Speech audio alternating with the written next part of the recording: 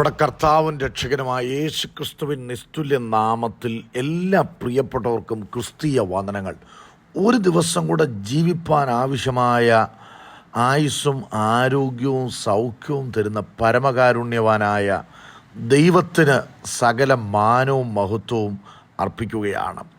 അല്പസമയത്തെ വിചിന്തനത്തിനു വേണ്ടി അപ്പോസ്തലനായ പൗലോസ് തെസ്സലോനിക്കർക്ക് എഴുതിയ ഒന്നാമത്തെ ലേഖനം 5-ാം അധ്യായം 11-ാമത്തെ വാക്യം. ആകയാൽ നിങ്ങൾ ചെയ്തു വരുന്നത് പോലെ അന്യോന്യം പ്രബോധിപ്പിച്ചും തമ്മിൽ ആത്മീയ വർധന വരുത്തിയും പോരുവിൻ. അപ്പോസ്തലനായ പൗലോസ് തെസ്സലോനിക്കയിലെത്തി 2-3 ആഴ്ച മാത്രമേ തനിക്കവിടെ പാർത്ത് ദൈവവേല ചെയ്യുവാനായിട്ട് കഴിഞ്ഞുള്ളൂ. അവിടെ വലിയ പ്രയാസ പ്രതിസന്ധികൾ ഉണ്ടാകുകയും പൗലോസിനോട് ജാമ്യം വാങ്ങി അവിടെ നിന്ന് പൗലോസിന് ഒഴിഞ്ഞു പോകേണ്ടതായി വന്നു. എന്നാൽ ചുരുങ്ങിയ സമയം കൊണ്ട് അവിടെയുള്ള പല പ്രിയപ്പെട്ടവരും ക്രിസ്തുവിനെ അറിയുവാനിടയായി. അവരുടെ ചോദ്യങ്ങൾക്ക് ഉത്തരം നൽകുന്നതിന് വേണ്ടിയാണ് പൗലോസ് പിന്നത്തേതിൽ ഈ ലേഖനം എഴുതുവാനായിട്ടിടയായത്. നമുക്ക് ലഭ്യമായിരിക്കുന്നത് പോലെ എഴുതപ്പെട്ട വചനങ്ങൾ ആ കാലഘട്ടത്തിൽ ആയി വരുന്നതേയുള്ളൂ. പൂർണ്ണമായ ദൈവവചനം അവർക്ക് കിട്ടിയിരുന്നില്ല. അപ്പോസ്തലന്മാരുടെ ഉപദേശങ്ങളും ഇങ്ങനെ അവർക്ക് ലഭ്യമായ ലേഖനങ്ങളുമാണ് അവർക്ക് ദൈവത്തെ കൂടുതൽ അറിയുവാൻ നിദാനമായിരുന്നത്. എന്നാൽ ഈ തെസ്സലോനിക്കയിൽ പൗലോസ് ചുരുങ്ങിയ കാലഘട്ടങ്ങൾ പാർക്കുകയും പിന്നത്തേതിൽ തീമോഥെയോസിനെ അവിടെ അയക്കുകയും ചെയ്യുമ്പോൾ അവരുടെ ജീവിതം എത്രമാത്രം പരിവർത്തനം വന്നു എന്നുള്ളത്, അവർ അറിഞ്ഞ സത്യത്തിനു വേണ്ടി ഉറപ്പോടെ നിൽക്കുന്നു എന്നുള്ളത്. കാരണം പീഡനങ്ങളുടെ നടുവിലൂടെ അവർ കടന്നു പോവുകയാണ്. ആ പീഡനങ്ങളുടെ നടുവിലൂടെ കടന്നു പോകുമ്പോൾ അവർ ദൈവസ്നേഹത്താൽ നിറയുകയും ദൈവത്തെ പ്രസാദിപ്പിക്കുന്നവരാണ്. അതിൽ അവർ അധികം വർദ്ധിച്ചു വരികയാണ്. ദൈവസ്നേഹം അവർ തിരിച്ചറിഞ്ഞു. അപ്പോസ്തലൻ ഓർപ്പിക്കുന്നു, നിങ്ങൾ അധികം അതിൽ വർദ്ധിച്ചു വരുവാനായിട്ട് ഇടയാകണം. 5-ാം അധ്യായം ആരംഭിക്കുമ്പോൾ കാലങ്ങളെയും സമയങ്ങളെയും കുറിച്ച് നിങ്ങൾക്ക് എഴുതിയറിയുവാൻ ആവശ്യമില്ല. കർത്താവിൻ്റെ വരവിനെ അവിടെ കള്ളൻ വരുന്നത് പോലെ പറയുകയാണ്. എന്നാൽ പൗലോസ് പറയുന്നു, കള്ളനെ ആരാണ് ഭയപ്പെടേണ്ടത്?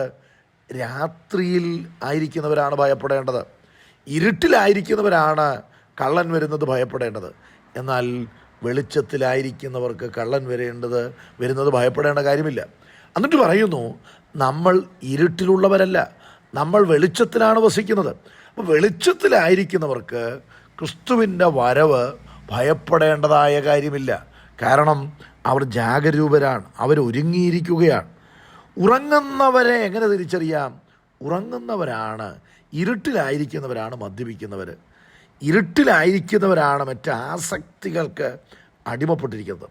അപ്പോസ്തലൻ ഇവിടെ ഓർപ്പിക്കുകയാണ്, നിങ്ങൾ ഓരോ ദിവസവും ചെയ്തു വരുന്നത് പോലെ അന്യോന്യം പ്രബോധിപ്പിക്കണം.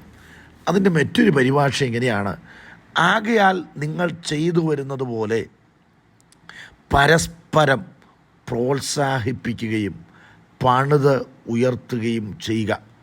മറ്റുള്ളവരെ പൊളിക്കാനല്ല ദൈവം നമ്മെ കാട്ടിരിക്കുന്നത്, മറ്റുള്ളവരെ പണിയാൻ. ആ പണിയാൻ ദൈവം തന്നിരിക്കുന്ന ആയുധമെന്ന് പറയുന്നത് എൻ്റെ നാവ് സമർത്ഥനായ ലേഖകൻ്റെ എഴുത്തുപോലെന്ന് 45-ാം സങ്കീർത്തനത്തിൽ വായിക്കുന്നത് പോലെ, എൻ്റെ ഹൃദയം ശുഭവചനത്താൽ കവിയുന്നു, എൻ്റെ കൃതി രാജാവിന് വേണ്ടിയുള്ളത്. എൻ്റെ നാവ് സമർത്ഥനായ ലേഖകൻ്റെ എഴുത്തുകോൽ എന്നാണ് അവിടെ വായിക്കുന്നത്. സമർപ്പിക്കപ്പെട്ട അധരങ്ങളാണ് നമുക്കുള്ളത് എങ്കിൽ നമ്മുടെ വായിൽ നിന്ന് കൃപയുടെ വാക്ക് വരും.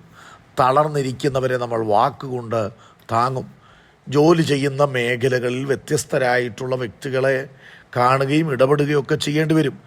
നമ്മളാൽ കെട്ടപ്പെടേണ്ട മുറിവുള്ളവർ നമ്മെ സമീപിക്കുമ്പോൾ അവരുടെ ഭാഗത്ത് നിന്നൂടെ കാര്യങ്ങൾ കേൾക്കാനും മനസ്സിലാക്കാനും ഇടയാകണം.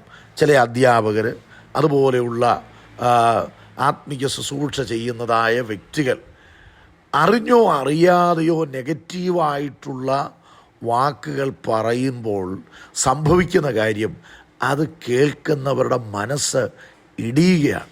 പ്രിയപ്പെട്ടവരെ, നമ്മുടെ നാവ് കൊണ്ട് നമുക്കൊരാളെ തളർത്താൻ കഴിയും. നമ്മുടെ നാവ് കൊണ്ട് ഒരാളെ നമുക്ക് പണിതെടുക്കുവാനായിട്ട് കഴിയും. ഭയങ്കര പവറാണ് വാക്കുകൾക്ക്.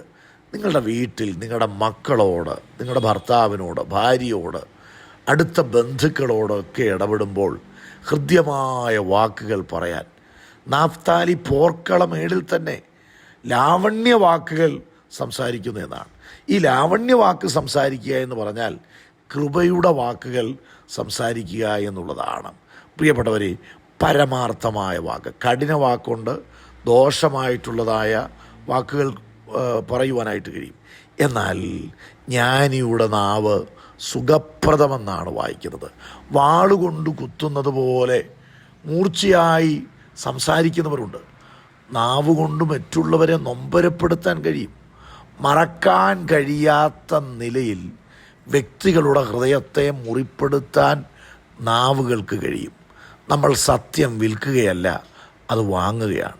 നാവ് കൊണ്ട് പാപം ചെയ്യരുത്, നാവ് കൊണ്ട് ഭോഷ്ക് പറയരുത്.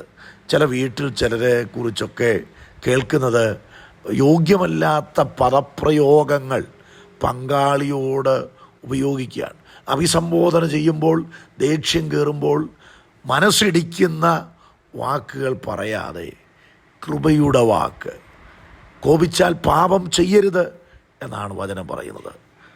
അരുതാത്ത വാക്കുകൾ അതരത്തിലൂടെ പുറത്തു വരുമ്പോൾ അത് കേൾക്കുന്നവരെ ഇടിക്കുകയാണ്. എന്നാൽ ദൈവം നമ്മെ കണ്ടിരിക്കുന്നത് നമ്മൾ അന്യോന്യം ധൈര്യപ്പെടുത്തണം, പ്രോത്സാഹിപ്പിക്കണം. അങ്ങനെയുള്ള വ്യക്തികളെ ഞാൻ കണ്ടിട്ടുണ്ട്.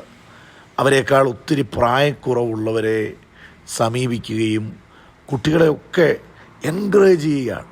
തോൽവിയും പരാജയങ്ങളും വീഴ്ചകളും ഒക്കെ ജീവിതത്തിൽ വരുമ്പോൾ സാരമില്ല എന്ന് പറഞ്ഞുകൊണ്ട് അവരുടെ അനുഭവത്തിലൂടെ മറ്റുള്ളവരെ ധൈര്യപ്പെടുത്തുന്നു. പ്രിയപ്പെട്ടവരെ, മറ്റുള്ളവരെ പണിയാനായിട്ടാണ് ദൈവം നമ്മെ കണ്ടിരിക്കുന്നത്. ഇന്ന് രാവിലെ ഈ വചന ശുശ്രൂഷ നടക്കുമ്പോൾ, കർത്താവേ, എൻ്റെ നാവ് കൊണ്ട് മറ്റുള്ളവരെ പണിയാൻ എനിക്ക് കൃപ തരണമേ എന്ന് ദൈവത്തോട് പ്രാർത്ഥിക്കാം. ആരെയെങ്കിലും വാക്കുകൊണ്ട് നിങ്ങൾ മുറിപ്പെടുത്തിയിട്ടുണ്ടോ എന്ന് സ്വയശോധന ചെയ്യണം.